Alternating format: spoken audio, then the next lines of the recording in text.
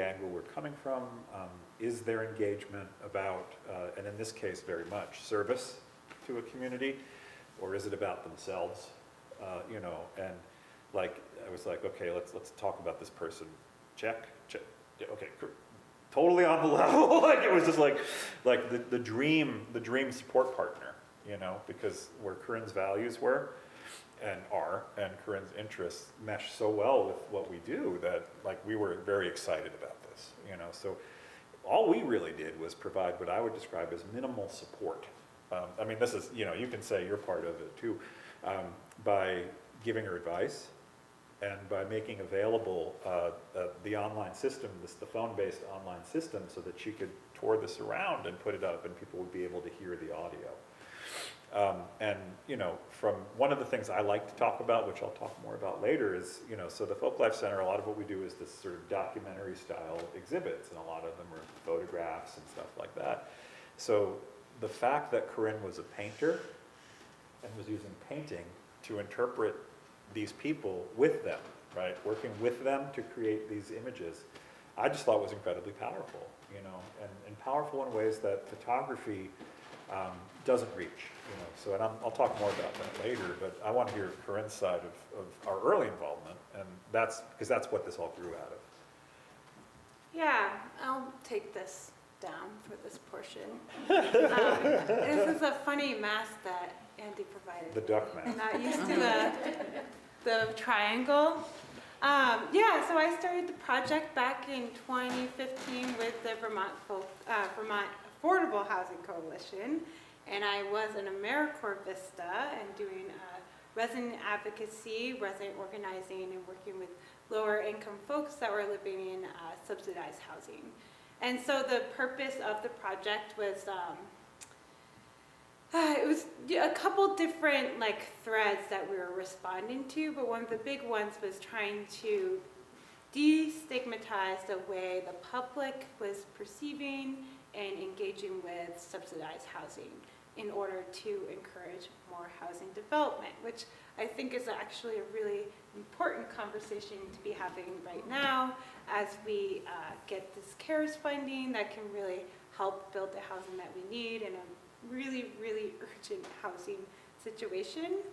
And so at the time I was working with different communities across mostly Chittenden County at the time, and you know, some of it was housing authority communities, so Burlington Housing Authority. I worked with the Decker Towers residents. Some of it was Cathedral Square, so they do mostly senior housing and housing for folks with disabilities. And then also some work with Champlain Housing Trust. And these are all different kinds of housing nonprofits, and they provide really different kinds of housing. And depending on their funding structures, the communities I was working with might have different levels of support and the situations that they're you know, living under. And so one of the reasons why we decided to do a story sharing project was I was working with the Decker Towers community, and we were organizing around meeting the residents' needs and trying to find ways to lift their voices to management so that they're being heard and received. And there's a lot of ways that can be challenging, especially in communities where there's a lot of people living together with limited amount of support. Things like parking can be really challenging. Things like what to do in case of emergency, or if a neighbor is in crisis. And those conversations became pretty heavy, you know, pretty fast. And for some people in the community, they might not feel comfortable entering into like a resident meeting space because of, like, maybe they didn't want to be near conflict or feel like they were being perceived as ungrateful for the situation they're living in, or maybe they're just overstimulated by being around a lot of people. So allowing a space where we could just share stories and spend time with each other kind of shifted the dynamic, so it wasn't always like we were focusing on something that was wrong. So that really became a great outlet for us. I will say that there is, I feel like conflicted about sharing this work right now because I can't say with confidence that everyone that I've worked with is still living in a safe living situation, because COVID has been really isolating for a lot of these communities, and some of these communities don't have internet, which is a really important tool for building connection when you can't meet together in a physical space. And of course, a lot of these communities are folks that were already vulnerable to sickness, and living in a high congregate situation can be not the most safe situation. All that said, I still think it's important to be sharing the work or the stories that these individuals have shared with me, because their stories are more than about the place that they're currently living, but about the kinds of people that need housing, which is everyone. And I wonder, Ramsey, maybe that's a good space for you to kind of talk about your work. Sure. So I am a housing counselor for Capstone Community Action. Our main office is Barrie, but I'm in the Randolph office, and we cover Orange County, Northern Windsor. Capstone covers Washington County and Lamoille County. And so we have, we do a lot of things, but I'm primarily a housing counselor, or helping people get connected to different resources that they need. So Vermont has been in a housing crisis for a really long time. The pandemic just really showed a bigger light on it and made it a lot more kind of front and center to a lot more people, I think. But the vacancy rate right now for rentals is just, it's impossible right now. Statewide, yes. It's really, really difficult to find people housing, and there are a lot more people experiencing homelessness than were prior. Even just more awareness of it, but there are more people who have been affected. One of the other things that's been happening is a lot of properties have been sold. People who are landlords are selling properties to people who are moving in that are buying things and having them become a single family home, which everything working together has made it really, really challenging. So the good thing is that there's been a lot of creative conversations about what to do about this, and there's a lot of money available.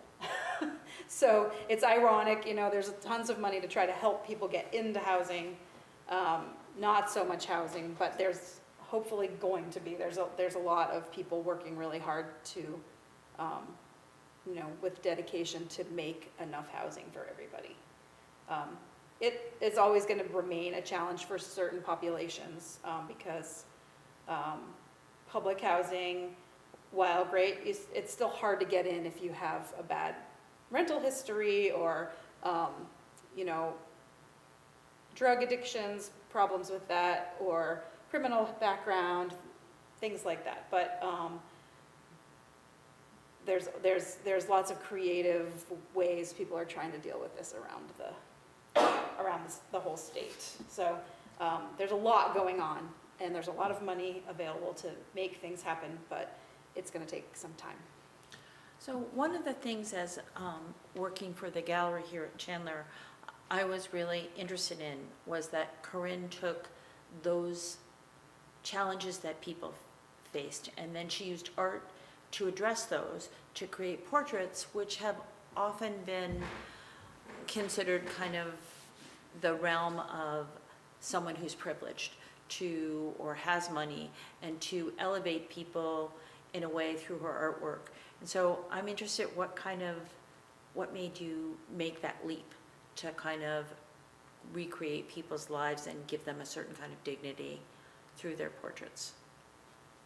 Yeah, it's funny, that is the intention. When when you're an artist and you're working in a service-based field, like there is this instinct, like, well, how do I bring my creative passion to this space? And exactly as you said, Rebbe, I was thinking about who's given that honor to be painted in this formal way. And so that was kind of the entry to the work. I will say that most of the people I painted portraits for, you know, it's not that they didn't like the portrait, but the thing that they really liked was just having someone listening to their story and spending time with them. So not a lot of people have had an interest in hanging on to that portrait at the end, but they did have an interest in me coming back for lunch the next week, you know?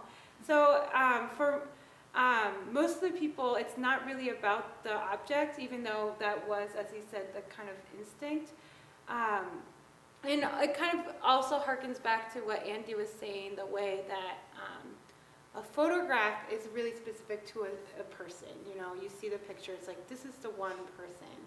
Whereas, especially the way I paint, which is a more contemporary, more abstracted, more expressionistic way of making paintings, it can be a little bit broader, you know, like it's not as pointed to the one person. It can feel like, oh, this could be my neighbor, this could be my parent, this could be my friend or my partner. So I think that that's something that the painted portrait does. And ultimately, again, the real emphasis was to show people, you know, the folks living in transitionary homes, the folks living in public housing or subsidized housing, and multifamily homes are just like you and me, and you know, there really shouldn't be any kind of fear or pushback in the event of developing a new property that could house those folks. And you know, when I was working with folks at Decker Towers, like they were like in Burlington, a really like thriving, liberal, inclusive place. And my experience with that, a lot of people in my community, a lot of like recent UVM grads or folks that were engaging with the arts, actually didn't have connections with folks that were living in subsidized housing. So there was still a really intense separation in my neighborhood around subsidized housing versus those people with the resources to relocate to a place like Vermont.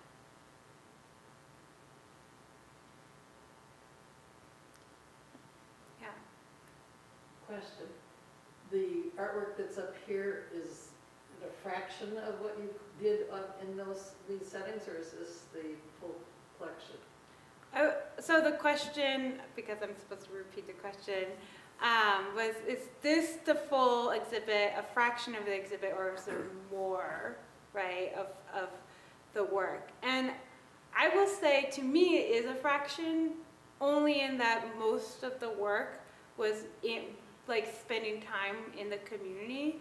So, you know, there's like 4 little portraits on this wall facing out of folks I did at a memory care facility. We also did a piece with them that was more abstracted and actually not portraiture to be displayed within the community. But like the painting itself was, you know, 3 weeks of work or something like that, versus spending time with those residents was a full year of going to the facility like once a week with another Vista. At that time, I was contracted to run the project. So it was me and another Vista, and again, we're having lunch, we're hanging out. A lot of the residents we were spending time with and receiving stories from actually weren't interested in participating in the project in that way, but they were interested in spending time and having lunch with us. So it's not really an answer to your question. In most ways, this is like, in terms of the material objects, this is a pretty good portion of the project, but in the real sense of what the project was about, it is kind of like tip of the iceberg, I would say. We should mention that we have a couple of portraits on the wall over here that were done in Randolph that were part of the RACDC. Did I get that right? Yes, you did. Yeah. They had a program that they were hoping to do for an outdoor park. So we're really lucky that you had those portraits of some people who are here locally that we could include. They are phenomenal. What's that? They're phenomenal. Oh, thank you. Yeah, yeah. I mean, it was great. It was again. I was. I was a Vista, so like there's like I was doing AmeriCorps versus I wasn't, and I was working with an AmeriCorps member that was serving at RACDC, and they were hoping to develop a pocket park, which didn't end up coming to fruition, but we did spend a lot of time in that area working with, listening to folk stories at the Red Lion Inn and Jocelyn House. And one of the residents talked extensively about losing their home when Hurricane Irene came through. So the way people's homes get lost are such a wide range of things we can't control. There is a perception of people fall into homelessness because like maybe they came from a cycle of poverty and just never broke that, which does happen for sure.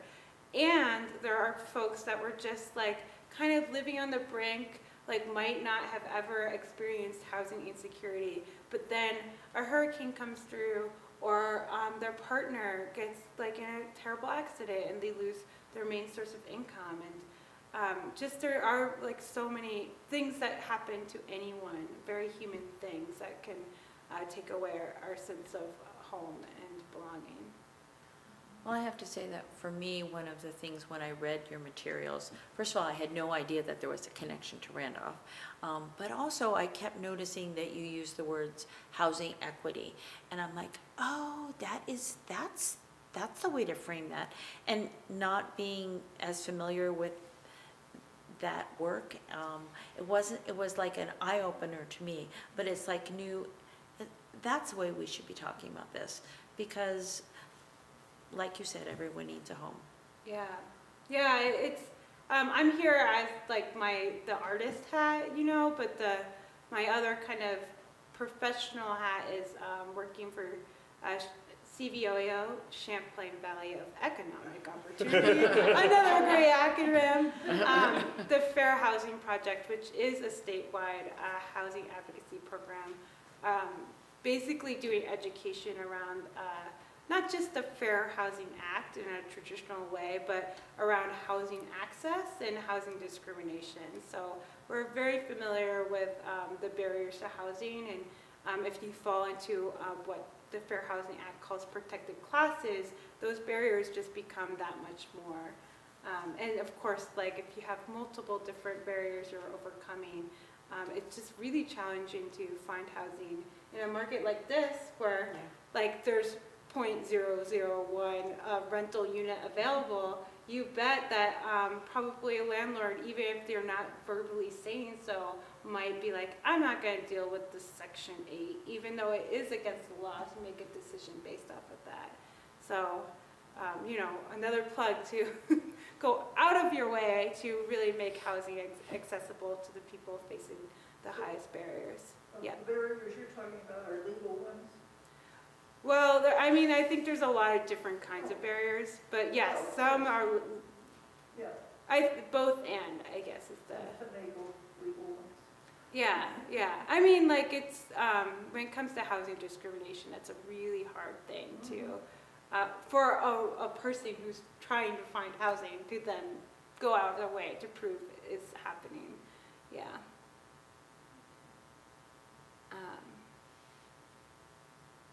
I think, can we keep taking questions? Sure. I wondered if I could inject. I've done a fair amount with homeless concerns over the past couple of years. And right now, we spent a lot of money on putting them up in hotels. But, and it helped the hotel industry stay open. I understand that dynamic. But as new monies are coming in and they're still looking at putting people up in hotels, it really should be some sense of, let's try to find places that can become encampment kind of settings that small little units can go up in. There's 30 that are pictured in the news yesterday about what's coming to Burlington. But there should be little settings, like maybe 3 with a little bathroom component and little kitchenette kind of component that can be scattered throughout the state to make the work of the capstone people that need emergency kind of settings for people on occasions, and the ones that are really more the winter dire need type people that don't fit into the hotel environment because they aren't really socialized in that fashion, and don't mind being outside, but it's a hazard to have them there if our winters drop into negative ranges.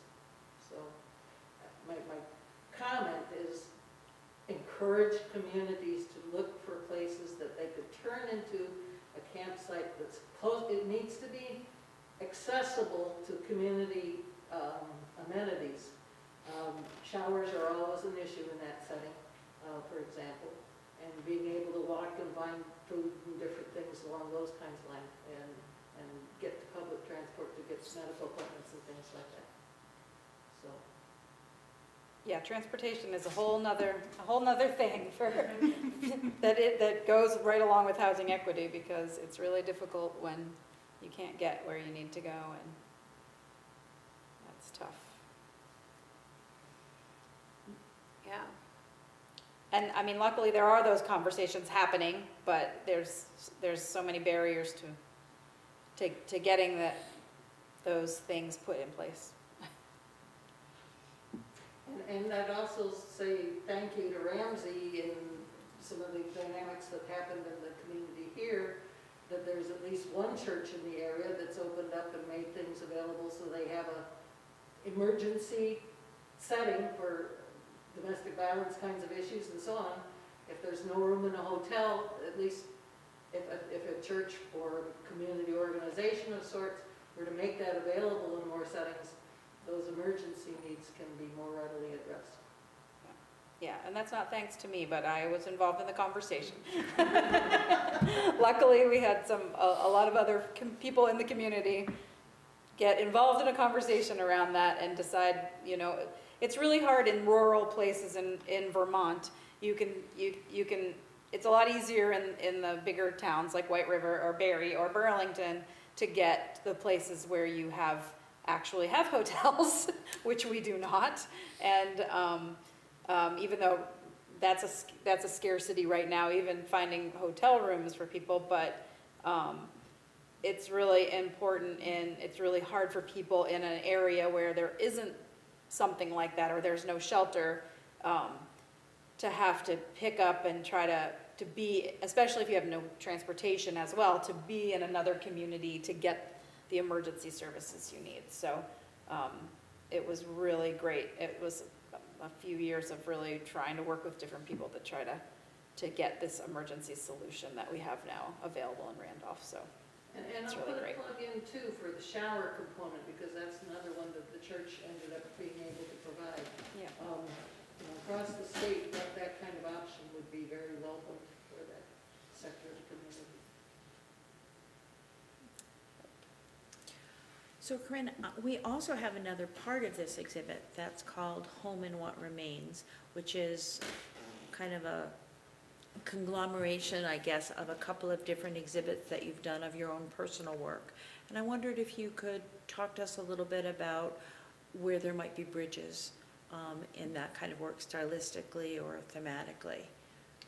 Yeah. I mean, for those of you who are in the physical space, it's a pretty clear transition from the traditional rectangle portrait to starting with the couch, where it's a couch painting, and we see bits of carpet and shower curtains and bed linens and curtains, all kind of like modged together with canvas and paintings of figures. So that's where it starts to transition to the more personal work that I've been doing. And so for me, home is a theme that I explore within all the different hats of my life, be it through the CBOEO work or through my work as an artist. And this back exhibit is, I was really thinking about my own experience of housing insecurity. So I did grow up in Vermont for part of my life in the Windsor area. And so my family lost our house when I was 12, and it was a really traumatic experience for me. I'm like, haha, so funny. It's not funny. We ended up moving a lot when I was growing up, and you know, like, while I was not considered it the way we defined homelessness in our state, I wasn't ever considered homeless. I was definitely, my family and I were indeed housing insecure and not safely housed for a lot of my childhood. So I actually just bought my first home this time last year, which is a really awesome experience for me. I live in Winooski now. And I've been reflecting on that feeling of safety and comfort in my home space and who I'm sharing that space with. Part of some of these pieces I made while my sister, who lost housing, she was on the West Coast, lost housing, and had to move into my tiny apartment with my partner and I during COVID. So lots of people like literally right on top of each other. So that's kind of the feeling of closeness that you'll see in some of those pieces of work. But ultimately, I'm really thinking about that feeling of safety within the home, and also the performance of bringing objects from place to place. So even I kind of inadvertently reenacted my childhood by making these objects that are unwieldy and sticky and huge and hard to move around, and all of a sudden I'm carrying around, we actually were almost kind of talking about this in the beginning, I'm holding on to all these random things, like I can't part with the objects, and part of it's me thinking about like that material memory of, you know, when you get to the spot and like maybe you lost your box of Christmas gifts, but you do have the shower curtain, you know, like the things that we actually end up holding onto. And what kind of story the object ends up telling. And then I'm like, meanwhile, all the literal trash bags of the artwork, which is also these weird objects, you know, it just was this weird like reckoning of reliving this way I grew up.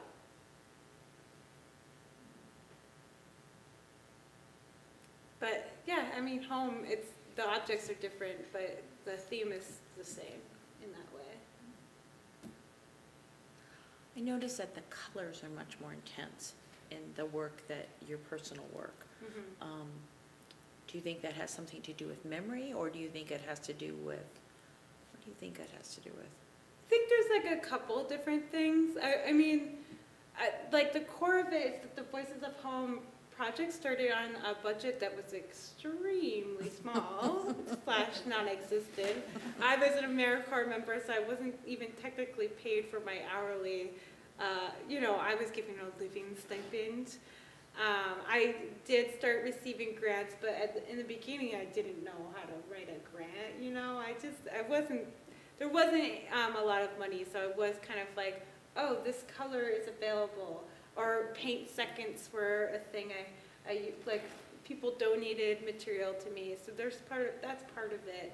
And I think the other thing is that in this newer work, The Home and What Remains, I'm responding to the physical objects, which are plastic and cheap, and you know, so like some of the things I'm hanging on to have the bright colored wrapper of a, you know, Sunny D bottle, or even if it's not in the work, it's referenced kind of through the paint. So those plastic, cheaply made objects that we end up like dragging around from place to place that, you know, maybe you got at the dollar store or wherever.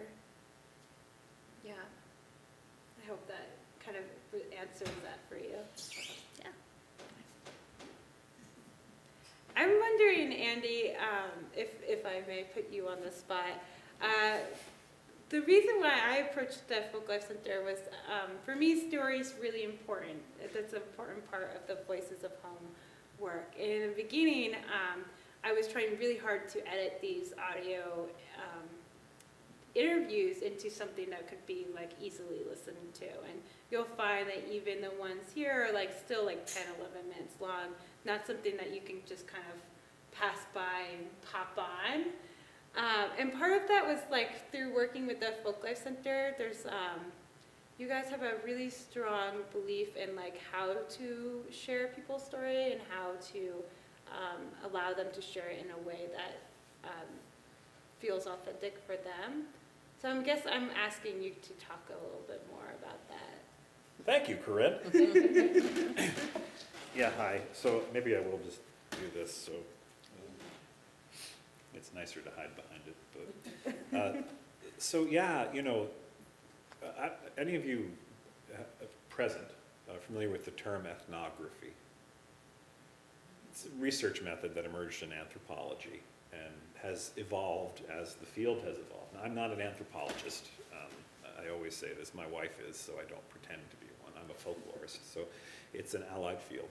And our approach to ethnography is embedded in kind of emerging perspectives on collaborative work, to partner with people, to help realize with them their experience, so that when you're putting out their stories, they see themselves in it.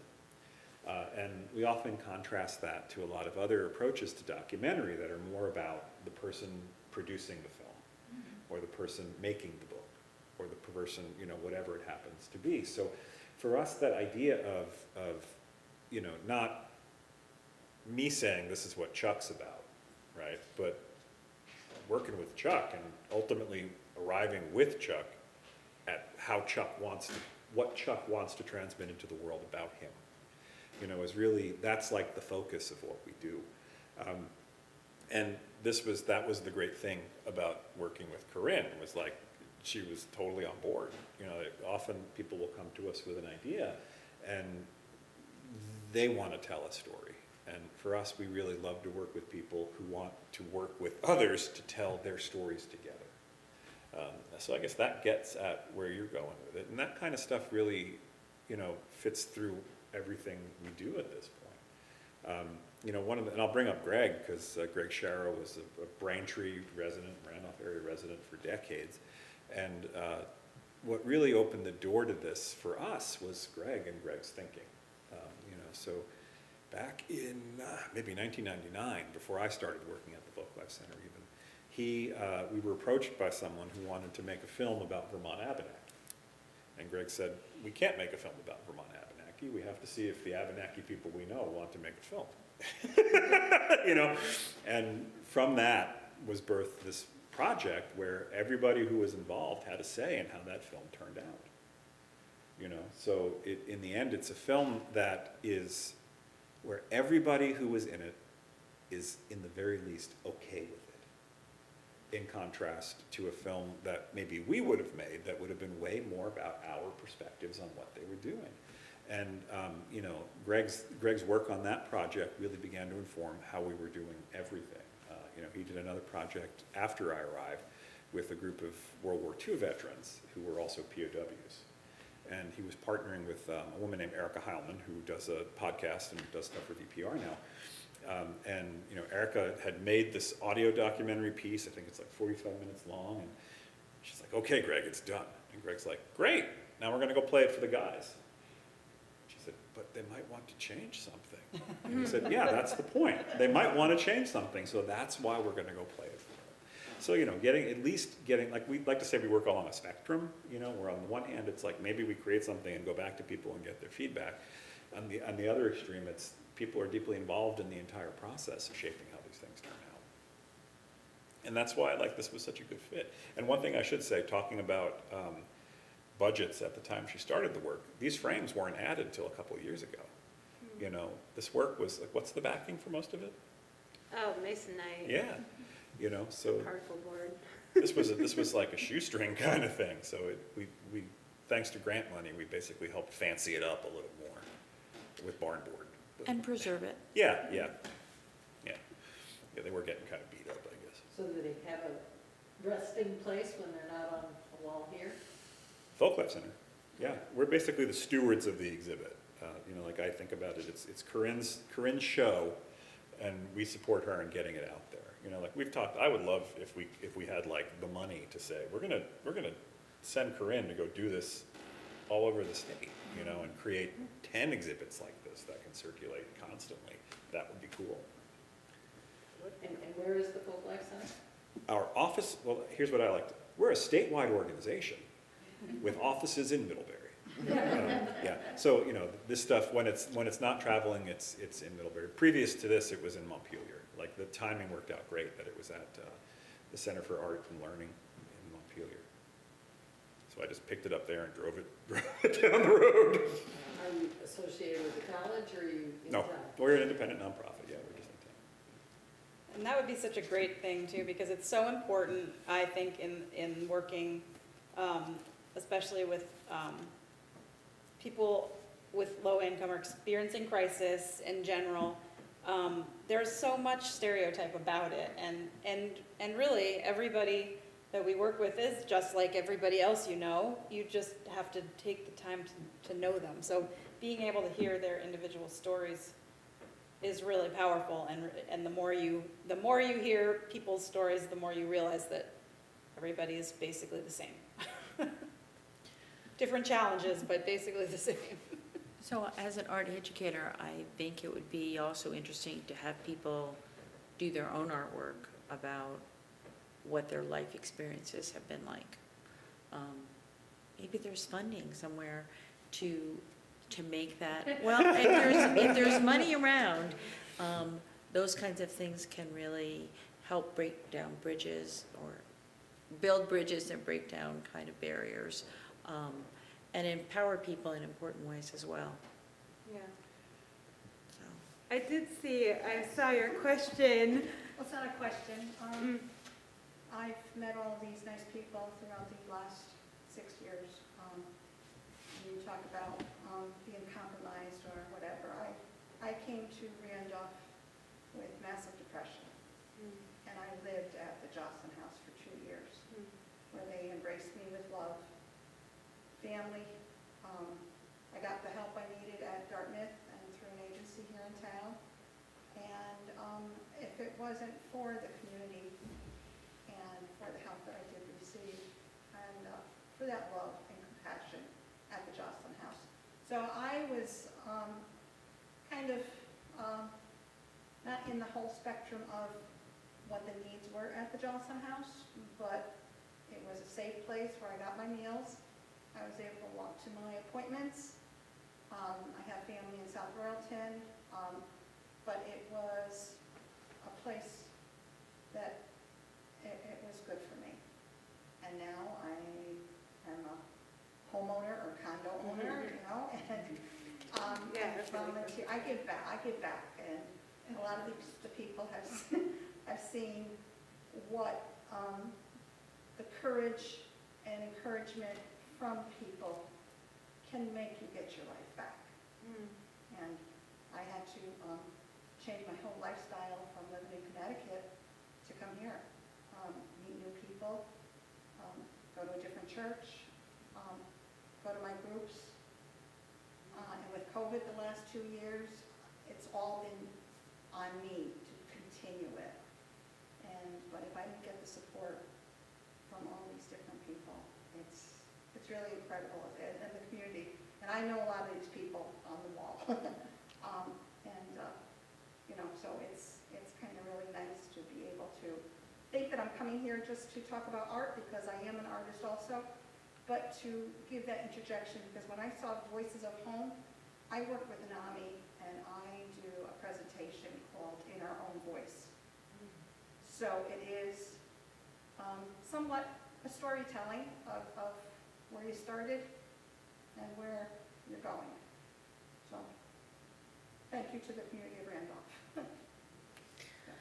And now she's part of the gallery committee, and she also does like gallery sitting, so that she's been one of the reasons why this exhibit's been open on the weekends. Oh, wow. Wow. So she's serious about giving back. Thank you.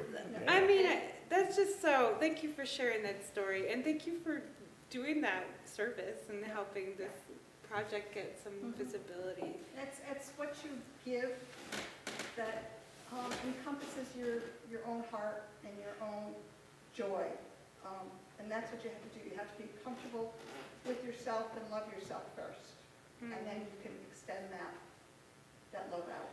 So that's what I have learned. Yeah, yeah, well, it's funny, something I remember about the Jocelyn House, I didn't spend too much time there, but I spent enough time to interview Alan or Arlene, and Yes. that was, I actually, you know what, I think I came back a couple times, but the thing that really stuck with me about that space was that it felt very familial. You know, there was a real sense of giving back between the different residents there and with the staff there as well. And I think the real challenge with folks that experience housing insecurity is how much work it is to try and get back into housing or back into stability, and how much of that journey is, you know, not being heard. So like going through like, you know, process after process, going to the economic service office, like applying for all the housing options, probably or perhaps applying for food subsidies or other kinds of subsidies as well. And throughout, it's this kind of like almost mechanical process where you're like begging, you know, I just need to live. And they're like, oh, you did this thing wrong, like, nah, like, why didn't you get this in sooner? Oh, you missed this deadline, you know. It's this like constant kind of like shutting down and not listening. And yeah, and so what ends up happening is like, you're like bursting. You're like, I need someone to listen to me. And meanwhile, everyone around's like, like, chill out. You know, they're like, you're a nuisance. And it just becomes this like building cycle. So I think, I mean, I don't think that me like capturing people's story for an hour once is the thing to like release that energy. But at least it's like a start to normalize, like, let's just sit with this hard story. Let this person talk about this dehumanizing experience they had, because it's really like not okay that that's part of the fabric of our communities, that people just have to go without. Yeah. I just wanted to add that I was in a marriage in Connecticut, had a beautiful home, 3 acres, 3,000 square foot home, and have that just pulled right from under you. There was a time that I was okay, but then all of a sudden it just hit me. Yeah. So when I came here, I was with my sister for about 6 months, went to the Jocelyn House. They deemed it ready for me to get an apartment, but to go from a 3,000 square foot home to a 300 square foot studio apartment, Yeah. and then it was time for me to get my condo. Mm. So you do make those transitions, but honestly, if you don't get encouragement from people and you are all by yourself, it is not easy. And everybody that ends up in a senior home has just been through that same kind of dynamic. Oh, yeah. And one of the things I did in my teaching days was to take my students with these little question cards as starters called life stories. And it would start getting them talking, and both my students and the seniors loved it. So those kind of activities are things that the community should be encouraged to be doing. Well, Corrine, I can really see from what you say why people told you their stories, and then how creatively you were able to incorporate that into your art. So I think this is really a great example of creative takes on housing equality and equity. So thank you very much. If no one else has any other questions, oh, sorry. Well, I have one more. Okay. I don't know whether it's a suggestion or what it is, but I cannot hear the stories because I do not have a phone. Mm. And I was given a phone to use when I was here, and it was set up, and so I heard one story. Then I'm at a loss. I mean, talk about so I'm just wondering if, I know that the folk. How comfortable are you using the internet? I do that. we're in the process of transitioning the old website for this project over to the Folklife Centers. So all this stuff will be available on our website. Yeah, we had the challenge of collaborative projects is that there are many partners that we start to rely on, and so we had an unfortunate experience where our website was kind of taken out from underneath their footing, but Folklife Center has generously offered to kind of put that back together. And so then you'll have access to all the audio interviews online, as well as written narratives about the communities we were working with. So there's kind of actually a lot more to this So exhibit. you're expanding, which is wonderful. Yeah, definitely. Vertical growth. Yeah, or horizontal, I don't know, we're expanding somewhere. Yeah. But if I may plug one last thing, this April is Fair Housing Month, and for my CVOEO Fair Housing Project CAP, I just want to let folks know that there's a lot of free programming that we're doing both online and in person across the state, where we're essentially having conversations about housing access. We have some art projects that are going to be available through libraries. We have a department relationship or partnership with the Vermont Department of Libraries. So they have curriculum that any statewide public library can choose to bring to their community. And so obviously, please participate. And if you are interested in hosting a conversation, you can get a hold of us. All of this is available at fairhousingmonthbt.org. And I just wanted to add that I was able to view your artwork over at the Jocelyn House when I was there. So Oh, when I came in to help put it up, I said, wait a minute, I've seen this one before. oh, that's so yeah, special. Yes, yes. Well, thanks so much for having us. Yeah, thank you very much. Thank And you. thanks It's for really joining. great. Yeah, thanks a lot.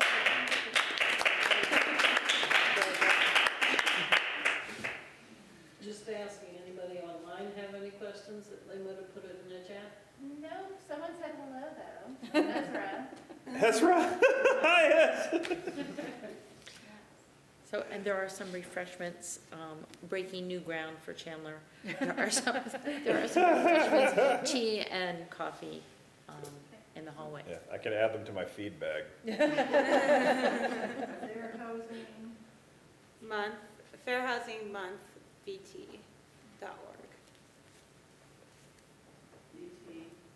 VT.org. O-R-G. And have you sent that to the legislative housing committee? I mean, it's one of many things that cut. Yeah, there are people on it. It's not someone did it for me. Jobs on that one. Great. And Great, yeah, thank Carson and. Yeah, thank you. Is on it too. Thank you guys so much for coming. Yeah. It was really great to hear all about that. Yeah, it was nice to meet you in person too. I'm sure our paths will cross in the housing world. Yeah. My husband is employed right now, but when he comes back